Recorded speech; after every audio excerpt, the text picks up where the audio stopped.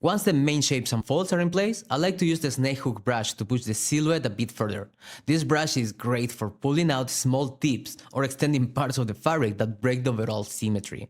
These tinier irregularities makes the cape look more dynamic and natural, almost as if it's being affected by wind or movement. It's not about adding noise, it's about adding character.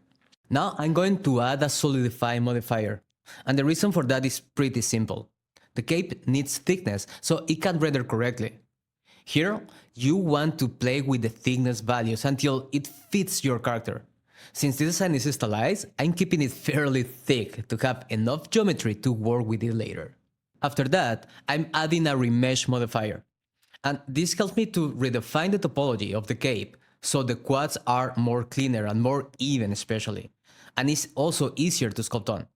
It also gives me a more relaxed surface, especially around the lower areas where I noticed I didn't have enough geometry. Of course, there are many ways to handle topology for the cape, but I found that this is the best and fastest approach. It gives me a solid geometry without wasting time resculpting everything from scratch. I take a bit of a time here to fine-tune the remesh settings, making sure that I don't lose too much of the original sculpted detail while still gaining a smoother and more usable mesh. Once I'm happy with the balance, I apply the modifiers to lock everything in and move back into the sculpting mode.